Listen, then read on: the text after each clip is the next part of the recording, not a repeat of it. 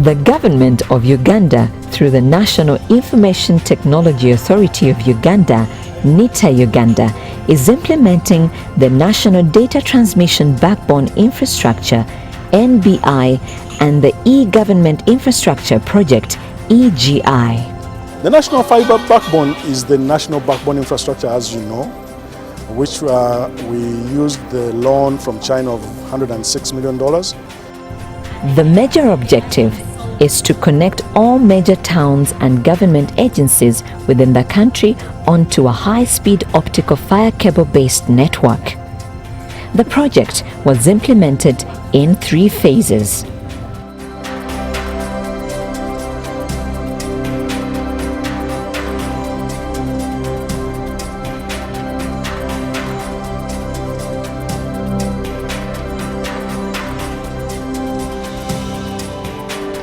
Phase 1 and Phase 2 was done. We commercialized it. We're generating revenue from it and we're using it for government offices.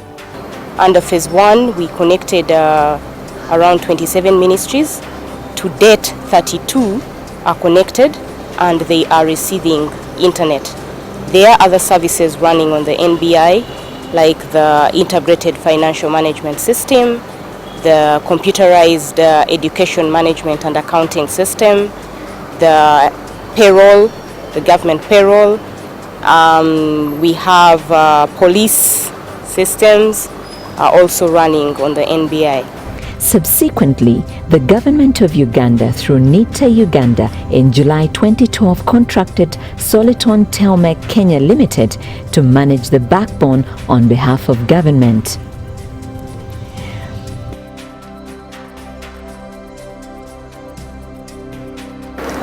We've connected a number of MDAs, those are ministries, departments and agencies, to encourage use so that the investment, the big investment that government put in this network is utilized, and we are also able to develop a government network over which we'll be able to churn out a number of e-government services and improve our general environment in Uganda.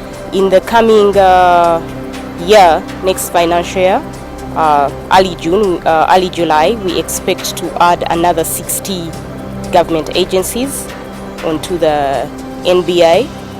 We expect that in the following still in that financial year, we will add another 153 government agencies onto the NBI.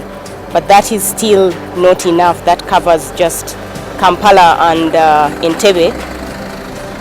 We plan to go up country. Up country, we so far have 24 districts that are connected to the NBI, and we plan to grow this.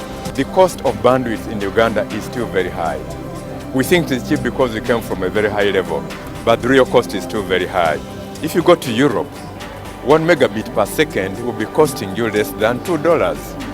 You cannot compete if you are charging $300 for that. Now the reason for this is simple volume. The volume of utilization is still very low in the government.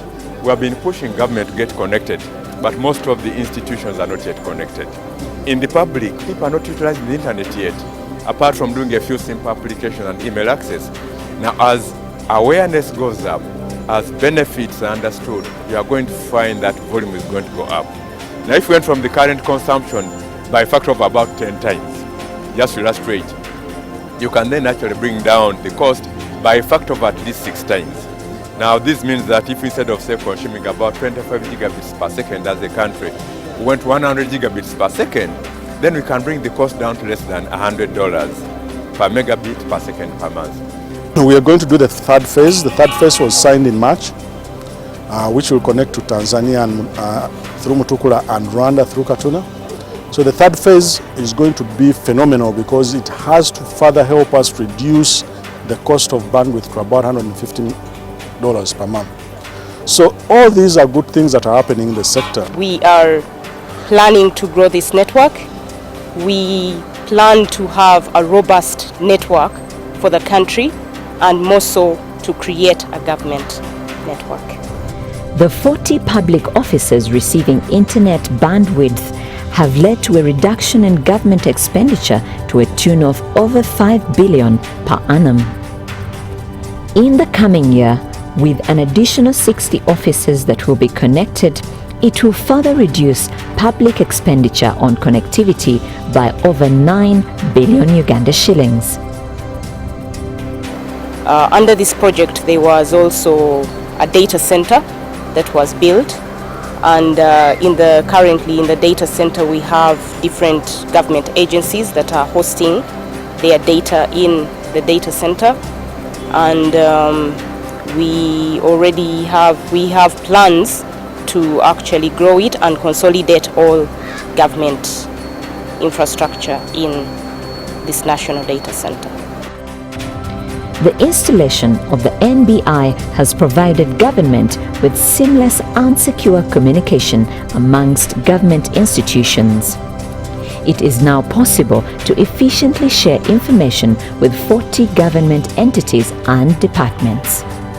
NITA Uganda is collaborating with the Research and Education Network Uganda, RENU, to provide connectivity over the NBI to universities, research institutions and institutions of higher learning. The NBI has provided high-speed connectivity throughout the country to all major towns and district headquarters to enable the provision of e-government services such as e-health, online education, e-tax, integrated financial management systems to all these districts and towns.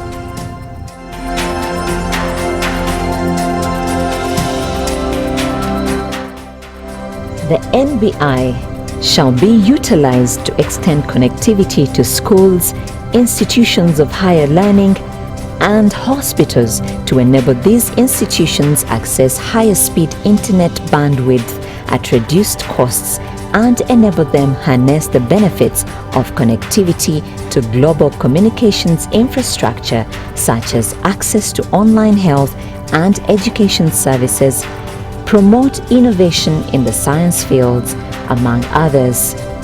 With the deployment on the usage of NBI, we have seen unprecedented reduction in the bandwidth cost from more than $2,000 in the last 5 years to around $300 per megabits per second today. And we hope if we get the necessary support, we should be able to push this to $80. The NBI will offer high-speed internet bandwidth to the business process outsourcing centers that will be implemented by NITA Uganda across the country to provide jobs to the unemployed youth and generate revenue for government. The development is there, both in telephones and in the backbones, both on land and at sea.